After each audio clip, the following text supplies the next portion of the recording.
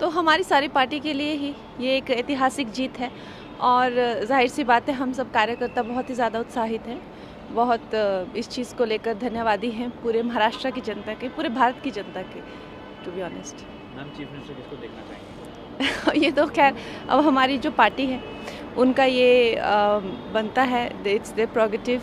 और हम लोग तो खैर, जो मैं हमेशा कहती हूँ कि हमारी जो पार्टी है उनकी जो आइडियोलॉजी है वो सबकी एक से बढ़कर एक हमारे पास नेतृत्व के लिए लोग हैं। तो उद्धव ठाकरे की इतनी बुरी तरीके से हार होगी, आपको ये उम्मीद थी?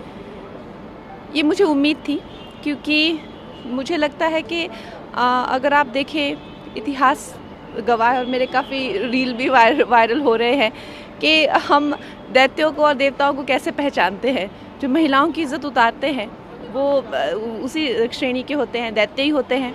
और जो महिलाओं को सम्मान देते हैं, आज हमें अगर महिलाओं को 33% रिजर्वेशन चाहे दिया हो, चाहे टॉयलेट्स दिए हो, चाहे अनाज दिया हो, चाहे गैस सिलेंडर्स दिया हो, तो उससे पता चलता है कि कौन देवता हैं और कौन दैत्य हैं। तो दैत्यों का वही हुआ जो होता है हमेशा, उनकी हार हुई।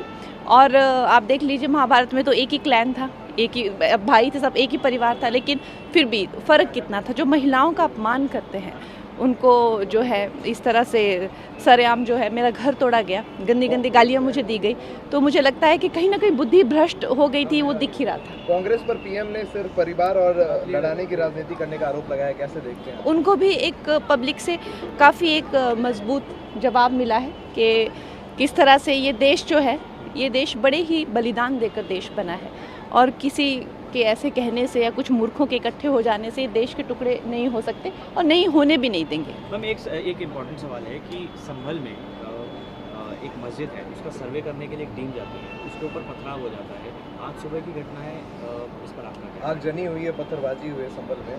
तो इससे हमें साक्षात देखने को मिलता है कि एक हैं तो नेक हैं, अगर बटेंगे तो कटेंगे। आप देख सकते हैं कि किस तरह की सिचुएशंस हमारे देश में, ऐसे ऐसे एरियाज़ भी हैं जहाँ पे जाना ही अलाउड नहीं है इवनिंग के बाद। तो खैर, मुझे लगता है कि हम सबको एकजुट होकर इस चीज़ की निंदा करनी चाहिए। हिमाचल में भी हम लोगों ने इस चीज़ की निंदा की है, तो अभी के लिए तो मैं यही कह सकती हूँ। ये बात किसी से छुपी नहीं है कि हमारे देश में सिर्फ संभल ही नहीं, ऐसे कई एरियाज़ हैं जहाँ पे हिंदू जा नहीं सकते, और ख़ासकर शाम के बाद जा नहीं सकते।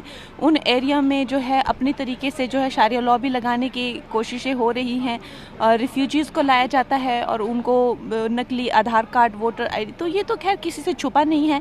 लेकिन ये है कि आप मीडिया वालों का दायित्व बनता है कि इन चीज़ों को बाहर लाएँ, देश को